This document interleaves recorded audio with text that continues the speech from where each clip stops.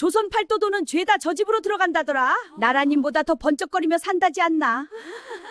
조선에서 가장 부유하다는 이 집. 하지만 이 부에는 너무 많은 피와 비명이 묻어 있었습니다. 그리고 그 한가운데엔 시어머니가 있었습니다. 본격적인 사연 시작 전 구독과 좋아요 부탁드립니다. 지금 어디서 듣고 계신지 댓글로 남겨주세요. 여러분께 버려진 곳에서 가장 귀한 것을 발견하시는 기적이 찾아오시길 바랍니다. 조선 후기 한양 근처 작은 고을에 양반가의 딸 연주가 살고 있었어요. 연주의 집안은 대대로 청렴한 선비 집안이었지만 아버지가 돌아가신 뒤로 급격히 기울어졌습니다. 빚은 눈덩이처럼 불어났고 살던 기와집마저 빼앗길 지경이었어요. 어느 봄날 얼굴이 둥글고 말이 많은 중매쟁이 할미가 연준의 집을 찾아왔습니다. 아이고 아씨, 걱정 마시오. 제가 딱 좋은 혼처를 알아봤소이다. 중매쟁이는 입에 침이 마르도록 그 집을 칭찬했어요. 큰 상단을 운영하고 재산이 수백석은 된다고 했습니다. 하지만 연주의 어머니는 고개를 저었어요. 그 집이 어디서 돈을 벌었는지 소문이 좋지 않소? 양반 채통에. 채통이 밥 먹여줍니까? 지금 당장 내일 끼니도 없는데요. 결국 연주는 스스로 결심했습니다. 어머니와 어린 동생들이 굶어 죽게 할 수는 없었어요. 그렇게 연주는 김진사 댁의 며느리로 들어가게 됩니다. 혼례날 연주는 가마를 타고 시댁으로 향했어요. 대문은 컸지만 어딘가 품위가 없었고 집안 곳곳에서 돈 냄새만 진동했습니다. 시부모는 비단 옷을 입고 있었지만 그 눈빛은 차갑고 탐욕스러웠어요. 특히 시어머니 박 씨는 연주를 위아래로 훑어보더니 코웃음을 쳤습니다. 양반 딸이라고 해서 기대했더니 그저 그렇구먼. 뭐 얼굴값이라도 하니 다행이지. 연주는 꾹 참고 절을 올렸어요. 하지만 마음속으로는 다짐했습니다. 나는 무너지지 않는다. 무너진 건 집안의 재산이지 내 품격이 아니다. 시댁 생활은 생각보다 훨씬 가혹했어요. 시어머니 박 씨는 아침부터 저녁까지 연주를 들볶았습니다. 이게 뭐야? 양반 딸이라며? 밥도 이렇게밖에 못해? 우리 집 하인들이 더 낫겠네. 연주가 어떻게 해도 흠을 잡았어요. 걸음걸이가 너무 느리다, 말투가 건방지다, 웃는 얼굴이 시집살이를 우습게 본다. 끝이 없었습니다. 어느 날 연주가 조용히 책을 읽고 있자 박 씨가 버럭 소리를 질렀어요. 양반 흉내는 이 집에 시집 온 주제에 책은 무슨 책이야? 당장 부엌 일이나 거들어. 시아버지 김진사도 마찬가지였습니다. 입만 열면 돈 자랑, 재산 자랑이었어요. 사람을 사람으로 보지 않고 오직 쓸모로만 판단했습니다. 며느리 친정에서 땅 문서라도 가져온 게 있나? 아니면 골동품이라도? 빈손으로 왔으면 그만큼 일을 해야지. 연주는 대꾸하지 않았어요. 대신 눈과 귀를 활짝 열었습니다. 이 집안 곳곳을 살피기 시작했어요. 밤늦게 드나드는 수상한 사람들, 창고에 쌓인 이상한 물건들, 숨겨진 장부들. 뭔가 이상했습니다. 이 집의 부는 정상적인 장사로 만들어진 게 아니었어요. 연주의 남편 도윤은 겉보기엔 멀쩡해 보였어요. 잘생긴 얼굴에 몸도 건강해 보였습니다. 하지만 밤만 되면 달랐어요. 결혼한 지 열흘쯤 지났을 때 연주는 한밤중에 이상한 소리에 잠이 깼습니다. 옆에서 도윤이 식은땀을 뻘뻘 흘리며 몸을 떨고 있었어요. 여보, 괜찮으세요? 아, 아니요. 괜찮소. 하지만 도윤의 얼굴은 창백했고 숨소리는 가빠졌습니다. 다음 날 아침에도 기운이 없기는 마찬가지였어요. 약을 드셔야 하는 거 아니에요? 약은 소용없소. 이건 병이 아니니까. 그로부터 며칠 뒤 도윤은 피를 토했습니다. 연주가 급히 달려가 등을 쓸어주는데 도윤이 떨리는 목소리로 말했어요. 부인, 이 집엔 뭔가 있소. 밤마다 누가 내 숨을 가져가는 것 같소. 연주는 그 말을 듣고 확신했어요. 이건 단순한 병이 아니라 이 집안의 악한 기운이 만든 저주라는 것을요. 그날 밤 연주는 시어머니 박씨가 도윤의 방에 들어가는 걸 봤습니다. 문틈으로 살짝 들여다보니 박씨가 잠든 도윤의 가슴 위에 손을 얹고 있었어요. 그러자 도윤의 얼굴이 더욱 창백해졌습니다. 연주는 소름이 돋았어요.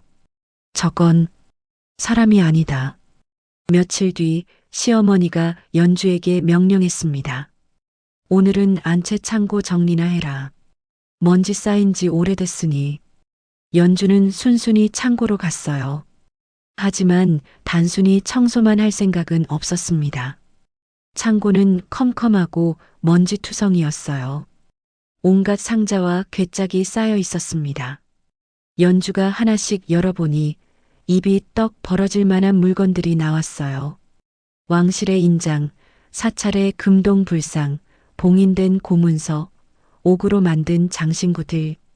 이건 절대 개인이 가질 수 있는 물건이 아니었습니다. 더 놀라운 건 구석에 숨겨진 장부였어요.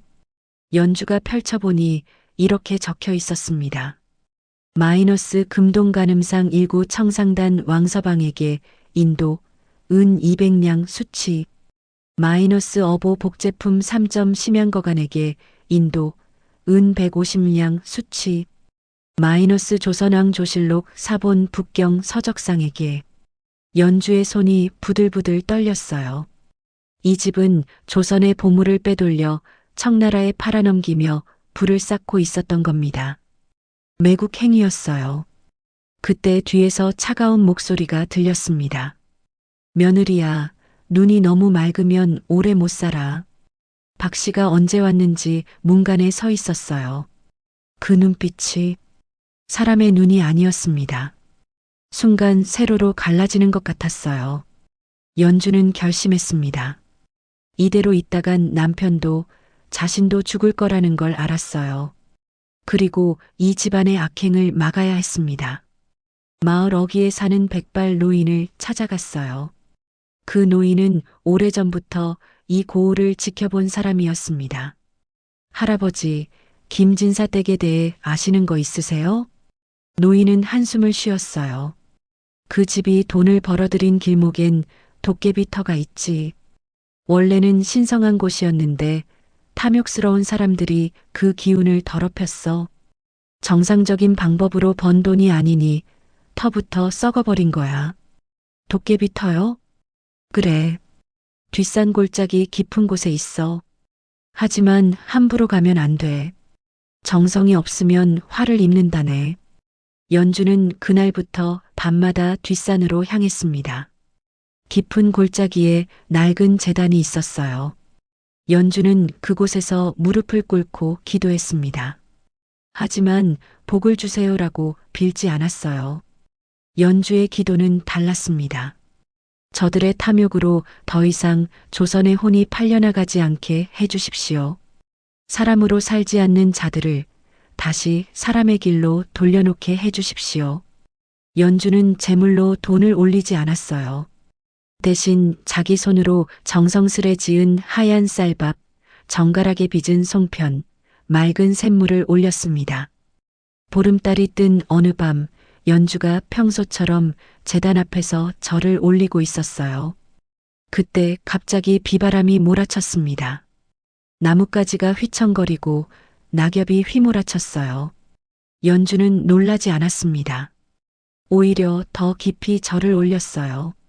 바람이 잦아들자 제단 앞 땅이 툭 소리를 내며 갈라졌습니다. 그 틈에서 낡고 투박한 나무 방망이가 솟아올랐어요. 연주가 조심스럽게 손을 뻗어 방망이를 잡는 순간 주변이 조용해졌습니다. 그리고 어디선가 웃음소리가 들렸어요. 어린아이 같기도 하고 노인 같기도 한 소리였습니다. 사람값으로 팔린 사람이 사람 마음을 잃지 않았구나. 안개 사이로 여러 형체가 나타났어요. 키가 작고 눈이 반짝이는 존재들, 도깨비들이었습니다. 하지만 무섭지 않았어요. 오히려 굶주린 것처럼 초췌해 보였습니다. 가장 앞에 선 도깨비가 말했어요. 그 방망이는 불을 뽑는 도구가 아니다. 거짓을 벗기는 거울이자 악기를 끌어내는 몽둥이지. 어떻게 써야 하나요? 진심으로 정의를 바란다면 방망이가 알아서 움직일 것이다. 하지만 조심해라. 악은 쉽게 물러나지 않는다. 연주는 무릎을 꿇고 약속했습니다. 제가 이 집안의 악을 끊어내면 제 남편의 숨을 돌려주세요. 도깨비들이 키득거리며 웃었어요. 그 집의 숨을 훔치는 건 우리가 아니다. 사람 탈을 쓴 짐승이지. 다음 날 연주는 방망이를 치마폭에 숨기고 집으로 돌아왔어요. 평소와 다름없이 일을 했지만 눈빛은 달랐습니다. 저녁 식사 자리에서 연주는 일부러 물었어요. 어머님, 창고에 있던 그 물건들 언제 청나라로 또 보내실 겁니까? 순간 식탁이 조용해졌습니다. 시아버지 김진사는 숟가락을 떨어뜨렸고 박 씨의 눈이 번쩍 빛났어요. 뭐라고? 제가 장부를 봤습니다. 왕실 물건, 사찰 보물 모두 청나라로 팔아넘기신 거죠? 박 씨가 벌떡 일어났어요. 그 순간 연주는 똑똑히 봤습니다. 박 씨의 눈동자가 세로로 갈라지는 걸요. 사람이 아니었어요. 감히 이 계집이. 박 씨가 연주에게 달려들려는 순간 도윤이 기침을 하며 쓰러졌습니다. 박 씨는 표정을 바꾸고 도윤에게 다가갔어요. 아이고, 우리 아들. 하지만 연주는 봤어요. 박 씨가 도윤의 가슴에 손을 얹자 도윤의 얼굴이 더 창백해지는 거리요. 그날 밤 연주는 도윤의 방을 지켰습니다. 한밤중 박 씨가 슬며시 방문을 열고 들어왔어요. 박 씨는 잠든 도윤 곁에 앉더니 입을 크게 벌렸습니다. 그 입에서 푸른 기운이 빨려나와 도윤의 입으로 들어갔어요. 연주가 소리쳤습니다. 멈추세요. 박 씨가 휙 돌아봤어요. 그 얼굴은 이미 사람이 아니었습니다. 입이 귀까지 찢어져 있었고 손톱은 날카로운 발톱으로 변해 있었어요. 그리고 등 뒤로 9개의 꼬리가 흔들거렸습니다. 구미호였습니다. 내가 뭘 안다고 덤비느냐, 어린 것이. 구미호 박 씨가 날카로운 발톱을 세우며 달려들었어요. 연주는 품에서 도깨비 방망이를 꺼내 마루바닥을 쳤습니다. 툭! 그 소리와 함께 방 안 공기가 싸늘해졌어요. 구미호가 움찔하며 멈춰 섰습니다. 연주는 다시 방망이를 쳤어요. 툭! 툭! 그러자 집안 곳곳에서 신음소리가 들려왔습니다. 마루 밑에서, 벽장 안에서, 창고 구석에서 수십 년간 쌓인 원혼들의 목소리였어요. 내 목숨을 돌려다오. 내 아들을 살려다오. 우리 집 보물을 돌려다오. 구미호가 비명을 질렀어요. 닥쳐. 다들 닥쳐. 하지만 목소리는 더 커졌습니다. 집안 곳곳에서 푸른 빛의 형체들이 나타나기 시작했어요. 억울하게 죽은 하인들, 물건을 빼앗긴 양반들, 사라진 상인들. 연주가 외쳤습니다. 이 집이 쌓은 부는 모두 남의 것을 빼앗고 속이고 죽여서 만든 겁니다. 당신은 그 악의 정점에 서서 모두를 잡아먹었어요. 구미호는 다시 사람 모습으로 돌아왔지만 이미 본색이 드러난 뒤였어요. 연주는 물러서지 않았습니다. 다음 날 연주는 도깨비 방망이를 들고 창고로 갔어요. 그리고 비밀 장부 앞에 섰습니다. 진실을 보여주세요. 연주가 방망이로 장부를 툭 치자 놀라운 일이 일어났어요. 장부의 글자들이 살아 움직이며 공중에 떠올랐습니다. 숨겨진 거래처, 뇌물 명단, 밀거래 날짜, 운송 경로. 모든 게 붉은 글씨로 또렷하게 나타났어요. 연주는 떨리는 손으로 그걸 하나하나 베껴 적었습니다. 밤새도록 쓰고 또 썼어요. 며칠 뒤 청나라 상단이 다시 시댁을 찾아왔습니다. 시아버지 김진사와 구미호 박씨는 신이 나서 맞이했어요. 이번에 가져온 물건은 더 귀한 겁니다. 값을 후하게 쳐드리죠. 연주가 조용히 말했어요. 제가 물건을 준비해뒀습니다. 훨씬 좋은 것이죠. 연주는 화려하게 장식된 상자를 내놓았어요. 겉보기엔 금은 보화가 가득할 것 같았습니다. 청나라 상인이 기대에 차서 상자를 열었어요. 하지만 그 순간 상자에서 끔찍한 악취와 함께 검은 연기가 솟아올랐습니다. 으악! 상인이 비명을 지르며 뒤로 물러섰어요. 연기 속에서 구렁이 같은 형체가 꿈틀거렸습니다. 연주가 차분히 말했어요. 이 집이 지금껏 팔아넘긴 건 보물이 아니라 저주였습니다. 조선의 혼을 팔아 쌓은 분은 모두 독이 되어 돌아올 겁니다. 청나라 상인들이 혼비백산 도망친 뒤 구미호 박씨가 본색을 드러냈어요. 이번엔 완전히 짐승의 모습이었습니다. 내가 감히, 내가 수백 년 쌓아온 걸 무너뜨려. 9개의 꼬리가 채찍처럼 휘둘러졌어요. 연주는 방망이로 막아냈지만 힘에서 밀렸습니다. 이 집안은 내 것이다. 나는 이 집을 먹이로 삼아 1000년을 살 것이다. 그때 도윤이 비틀거리며 나타났어요. 어민이, 아니, 당신은 대체, 내 어미는 진작 죽었다. 내가 그 몸을 빼앗아 지금껏 산 것이지. 도윤이 충격에 휘청거렸어요. 연주가 외쳤습니다. 여보, 정신 차리세요. 저 괴물이 당신 목숨을 빼앗아 왔어요. 연주는 도깨비 방망이를 땅에 3번 내리쳤습니다. 툭, 툭, 툭. 그러자 집안 전체가 흔들렸어요. 지붕에서 기와가 떨어지고 벽이 갈라졌습니다. 그리고 땅 밑에서 무언가 솟아오르기 시작했어요. 도깨비들이었습니다. 나라의 혼을 팔아먹고 쌓은 부, 오늘로 끝이다. 악기는 이 땅에서 물러나라. 수십 마리의 도깨비들이 구미호를 에워쌌어요. 구미호는 저항했지만 도깨비들의 힘을 당해낼 수 없었습니다. 싫어. 나는 아직.